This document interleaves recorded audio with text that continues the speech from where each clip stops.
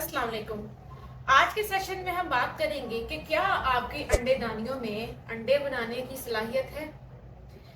ये बहुत सी खवातीन का जानना इसलिए ज़रूरी है क्योंकि आप मल्टीपल इनफर्टिलिटी के ट्रीटमेंट्स जब ले रहे होते हैं तो आपको एटलीस्ट ये पता होना चाहिए कि क्या आपकी अंडेदानियों में अंडे बनाने की सलाहियत रह भी गई है या नहीं, आपको फर्दर इलाज लेने का फ़ायदा भी है या नहीं, क्या आपके बच्चे होने के चांसेस हैं या नहीं। तो वो सब कुछ इसके ऊपर डिपेंड करता है।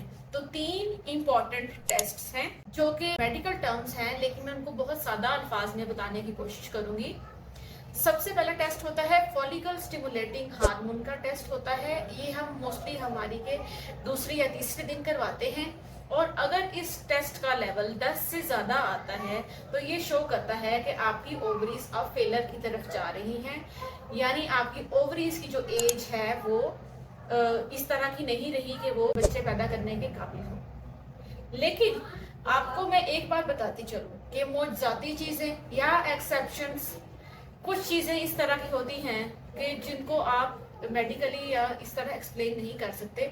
लेकिन मैं जो आपसे बात कर रही हूँ, मैं मोस्टली लोगों की बात कर रही हूँ या ज्यादातर लोगों की बात कर रही हूँ कि नॉर्मली ये क्या चीज होती है, लेकिन कुछ एक्सेप्शंस भी पाई जाती हैं, तो इससे आप परेशान।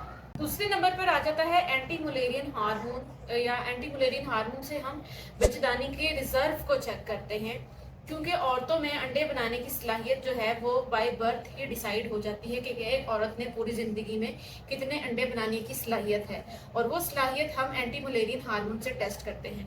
अगर एंटी मुलेरियन हार्मोन का लेवल 1 से कम आ गया है तो इसका मतलब ये है कि आपके प्रेगनेंसी होने के चांसेस बहुत ज्यादा कम है। मैं नहीं इस वजह से कह रही क्योंकि अल्लाह ताला के जो काम है उनका कुछ पता नहीं होता।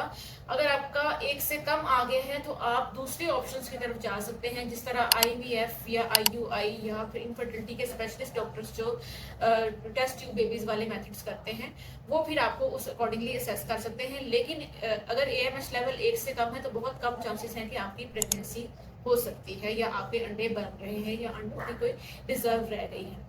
तीसरा जो मेथड है वो है एंटर फॉलिकुलर काउंट, जो कि अल्ट्रासाउंड से दोनों अंडेदानियों में देखा जाता है कि उनमें एक टाइम पे कितने अंडे प्रेजेंट हैं। अगर वो अंडे 6 से ज्यादा हैं तो हम ये कहते हैं कि आपकी ओवरीज बिल्कुल एग्जैक्ट हैं, बिल्कुल ठीक हैं और बहुत अच्छा काम कर रही हैं।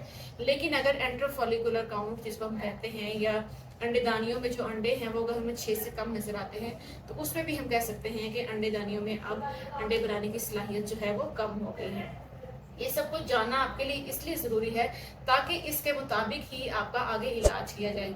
ये बातें आम आवाम के समझने के लिए बहुत मुश्किल होती हैं, इसलिए कोशिश करें कि जब भी आप हमल करने का इलाज कर रहे हैं या हमल करना चाह रहे हैं तो प्रॉपर किसी स्पेशलिस्ट डॉक्टर या इनफर्टिलिटी स्पेशलिस्ट को फॉलो करें। किसी भी दाई हकीम या होम्योपैथी के डॉक्टर या दम दरूद और इन चीज़ों पे यकीन करके गलत अद्वियात इस्तेमाल कर आपके अंदर जो अंडे बनाने की सलाहियत या प्रेगनेंसी करने की सलाहियत होती है वो और भी कम हो जाती है।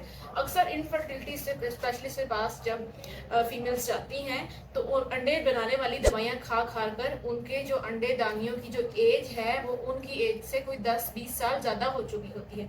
सपोज अगर एक औरत की 30 साल उम्र है और उसने अंडे बनाने वाली दवाइयाँ काफ़ी ऐसा खा ली हैं तो उसकी जो अंडे दानियाँ हैं उनकी उम्र 40 साल की औरत की उम्र की आएंगी, क्योंकि वो हर गोलियां अंडे बनाने वाली गोलियां खाने की वजह से जब अंडे ज़रूरत से ज़्यादा रिलीज होते हैं, क्योंकि नॉर्मली एक माहवारी में 1 या 2 अंडे रिलीज होते हैं, लेकिन जब अंडे बनाने वाली गोलियां खाई जाती हैं तो 6 या 8 अंडे एक टाइम पे ही जो है बन जाते हैं। तो वो औरतें जो अंडे बनाने वाली गोलियां बारहा खाती रहती हैं उनकी अंडेदानी की जो एज है वो उनकी एज से 10-20 साल ज़्यादा आ जाती है, जिसकी वजह से उनके माँ बनने की सलाहियत या तो रहती ही नहीं है या बहुत ज़्यादा कम हो जाती है। तो इसके साथ ही हमारा आज का सेशन कंप्लीट होता है। मज़ीद मालूमात के लिए आप कमेंट बॉक्स में कमेंट कर सकती हैं। अल्लाह हाफिज़।